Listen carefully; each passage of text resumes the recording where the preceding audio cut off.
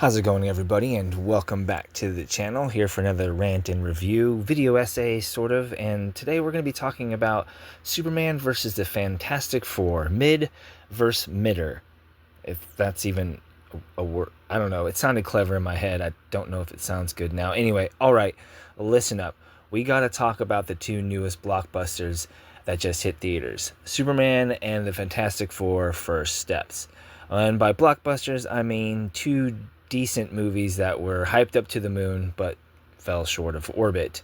Now, before anyone jumps down my throat down in the comment section, I just want to let everybody know I do get it. I do get it. And listen, I want to be crystal clear. I like both films. Yes, I said it. I like both films. They were fine, but we're not here to celebrate mediocrity or just okay. We're here to kind of wonder why and ask the questions. Why do superhero movies suck now? Well, let's just start with the box office numbers, because nothing screams superhero showdown like a spreadsheet full of domestic disappointment. Superman opened up to decent numbers, not amazing, not terrible, just kind of meh. The usual suspects showed up: die-hard DC fans, a couple of nostalgic dads who still think Christopher Reeves is the real, true, and only Superman, and a bunch of teens who just wanted to see laser eyes and capes flapping. Then we get to the Fantastic Four: First Steps, and to my surprise and my shock, I'm even shocked by saying this, it kind of edged out Superman, both at the box office and in quality. Barely, but it still did, and a win is a win. Fantastic Four finally got a W after 3 failed attempts. They managed to make a movie that didn't want to make people sue Marvel for emotional damage. But let's be real here, neither film is going to crack $1 billion, and let's stop pretending that it's shocking. These days, the days of superhero movies casually doing endgame type numbers is over and dead, and we need to bury it. People keep screaming about superhero fatigue like it's the genre's fault. No, not at all. It's not superhero fatigue we're tired of, or superheroes. It's bad writing, bloated budgets, and CGI slop that looks like a PS3 cutscene. I don't know about you, but I'm just sick of it. You give us a great story with strong characters and stakes that aren't just a blue sky beam opening up for the 27th time in downtown whoever the fuck city, and we'll show up. But if the best part of your movie is the trailer, I'm out. So no, we're not tired of capes and cows. We're tired of watching movies that feel like they were written by ChatGPT fucking T. Let's be fair for a second. Superman had some really strong moments. The opening scene was chef's kiss. The costume design was pretty cool. Heat vision, fire, all that shit. The action was okay. But somewhere in the middle of the film, it just falls flat.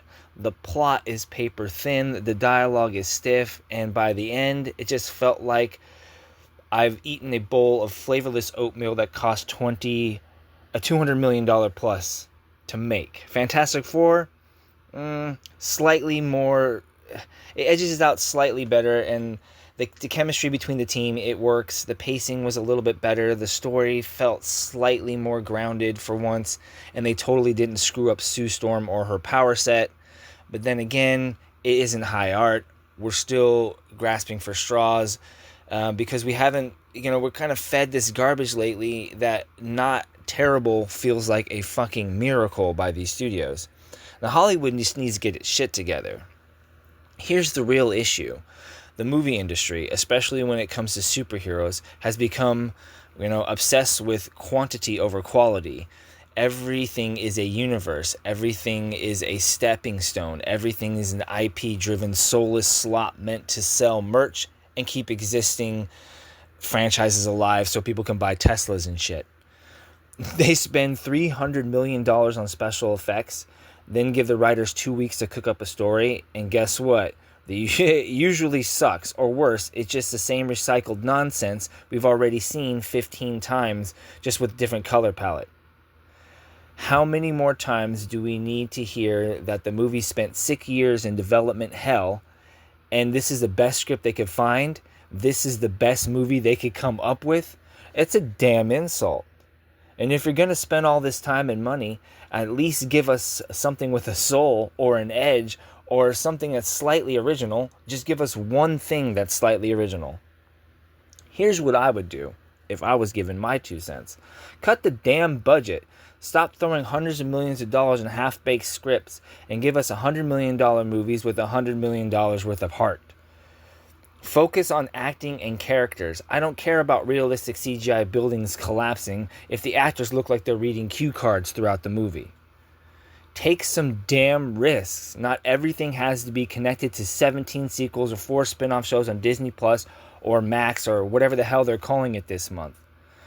Honestly, I'd rather watch a gritty $60 million Fantastic Four movie with strong dialogue and cool character arcs than another bloated Superman flick that ends with a giant gray alien punching another alien while Hans Zimmer plays in the background.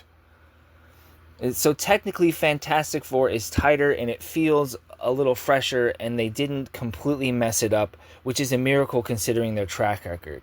But in the bigger picture, we, the audience, lose because neither movie blew us away. Neither raised the bar, and both were just kind of safe. We deserve better, and until studios wake up to this CGI nightmare that they've created or realize a great story when they see one, we're going to keep having movies that feel like soulless, heartless leftovers and recycled horse shit. But anyway, that's my rant. Let me know in the comments what you think and who won this matchup.